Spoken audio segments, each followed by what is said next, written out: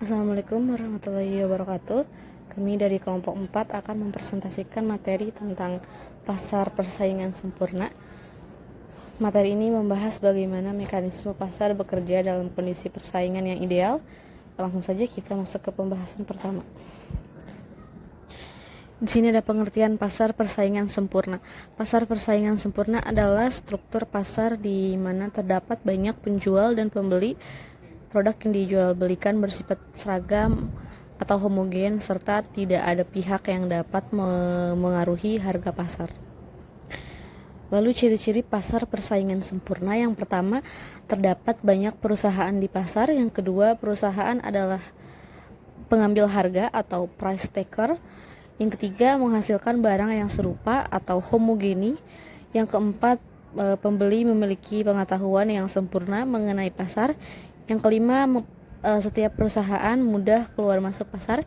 Yang keenam, setiap tindakan pembeli dan penjual tidak berdampak terhadap harga pasar. Yang ketujuh, masing-masing pembeli dan penjual harus menerima harga apa adanya.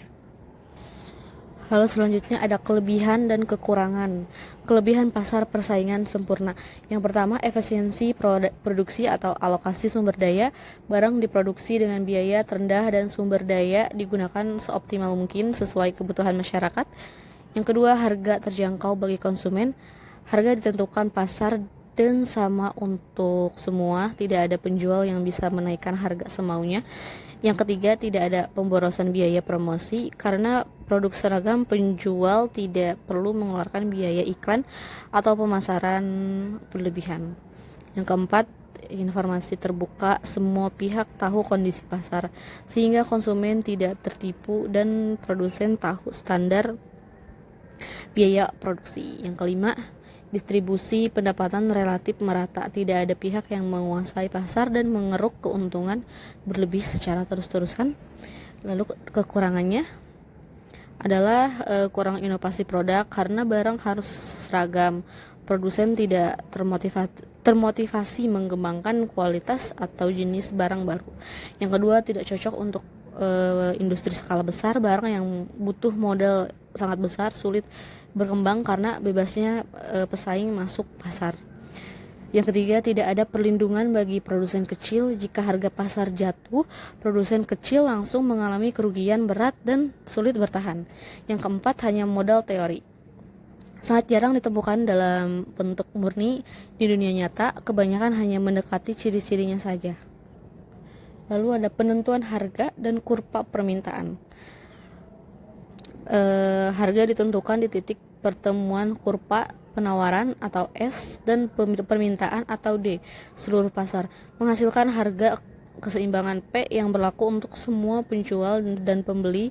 Kurva permintaan pasar miring ke bawah, harga naik, permintaan turun, harga turun, permintaan naik.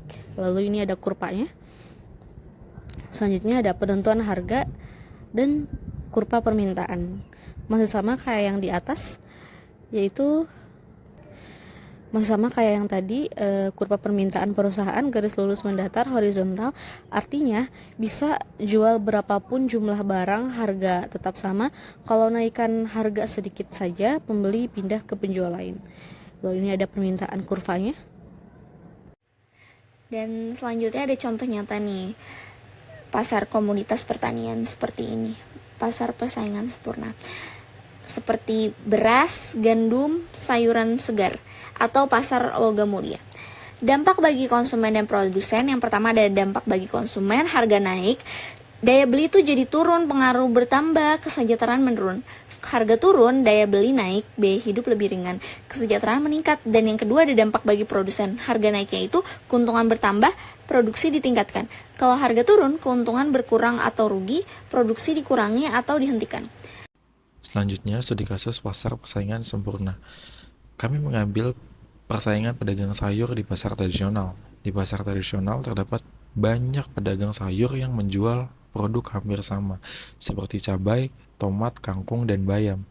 Setiap pedagang menawarkan harga yang tidak jauh berbeda karena pembeli dapat dengan mudah membandingkan harga antar pedagang. Suatu hari, seorang pedagang menaikkan harga cabai lebih mahal dibanding pedagang lain. Akibatnya, pembeli berpindah ke pedagang lain yang menjual dengan harga yang lebih murah.